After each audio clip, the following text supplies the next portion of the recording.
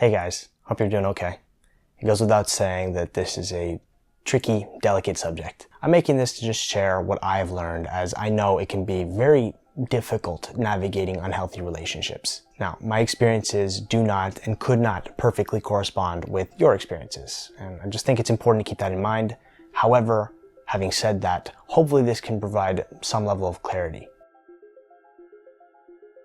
To make this as actionable as possible, I'm going to be providing definitions to the words that I'm using, as well as general guidelines to operate by. I find it helpful to always have a framework, a system to rely on when approaching pretty much every aspect of life. You may be watching this because you may feel that you are entangled with a genuinely toxic person, which I define as somebody who is not only deeply unhappy, but also refuses to do internal work on themselves and are therefore actively destructive with others in their life. Or maybe it's just a toxic situation where a combination of factors are the reason why things aren't working out.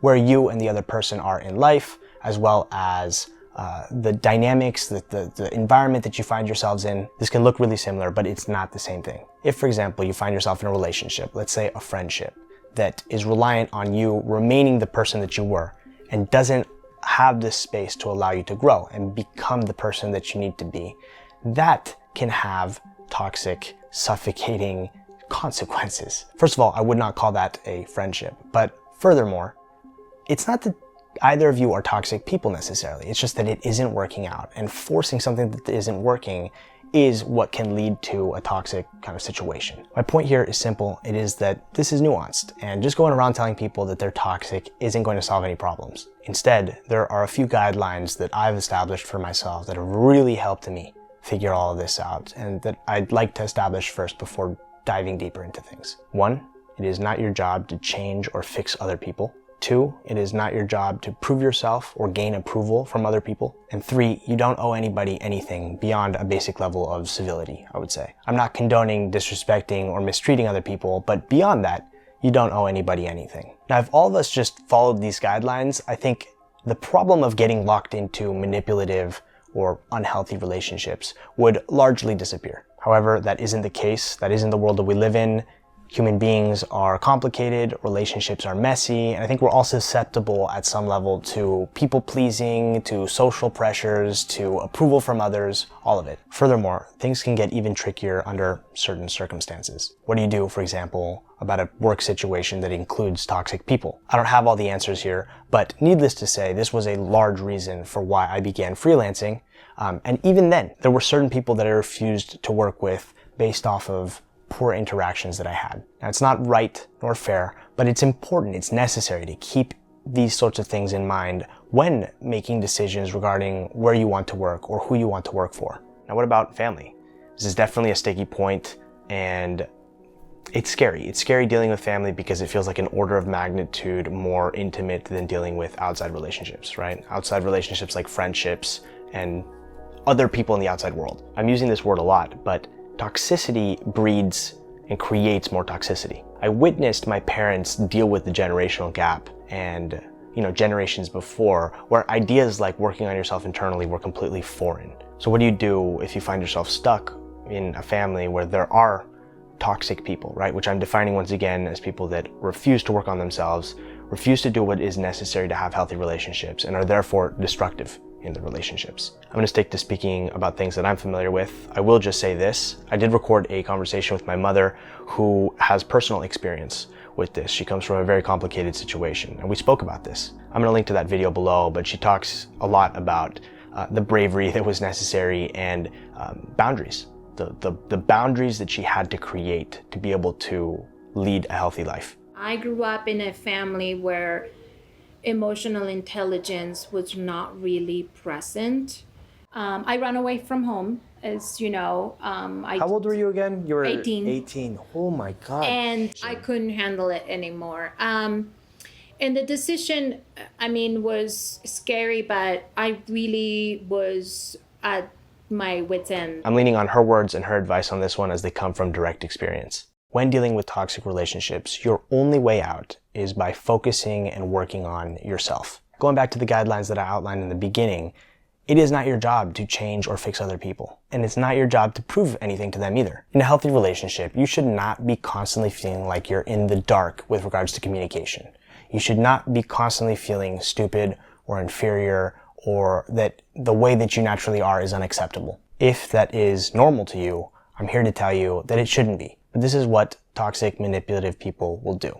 And this can be done in so many different ways, ranging from overt methods of aggression like violence or verbal abuse, all the way to more covert methods like silences and destabilizing remarks. One thing that I think is extremely important to mention here is that the more you engage with these people, the more you enter their game. And this is why I say the only way out is not by winning the game. That isn't possible. They make up the rules and you can never win with their rules. The only way out is by cutting ties, by not engaging, by having the dignity and the self-respect to know what a healthy relationship in your life should look like, and only accepting that. Again, when you enter into their game, they set the rules and they're impossible to follow. You will be made to feel stupid, inferior, at fault. And look, this kind of thing can happen in all relationships, but if this becomes a consistent pattern, if it's constantly happening, something else is going on. When it comes to removing toxic relationships, it can be extremely difficult, I know from personal experience. So here are a few things that have helped me. We have a limited amount of relationships that we can have in our lives, and an even more limited amount of close relationships that we can actively maintain. There's limits based on our biology, based on time constraints. Removing somebody that you once felt close to can feel terrifying,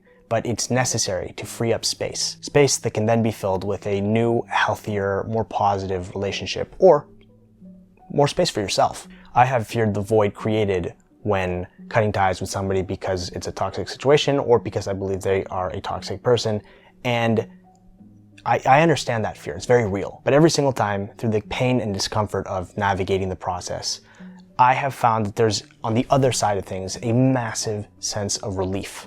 And that new space is amazing. The only way to rid yourself of toxicity is by doing cleanup and internal work. Everything begins with awareness. And like I said, toxicity generates more toxicity. And therefore, if you spend enough time in those kinds of relationships, in those kinds of situations, it has a kind of a contaminating effect. You will need to go through a sort of purging, a kind of like cleaning, if you will. Awareness is important because it's the only way you're going to wrap your brain around what's going on. It's the only reason why these sorts of things go on for as long as they do. A lack of awareness. I think special attention needs to be paid to habits, which are the building blocks of our lives and are what create patterns and cycles. In my experience, bad habits are picked up through unhealthy situations, and therefore it's incumbent upon you to take the extra effort to break these habits so that you can therefore break the cycles and the patterns that you find yourself within. One really clear example of this is an expression that my mom has shared with me. What you say about others says a lot more about yourself.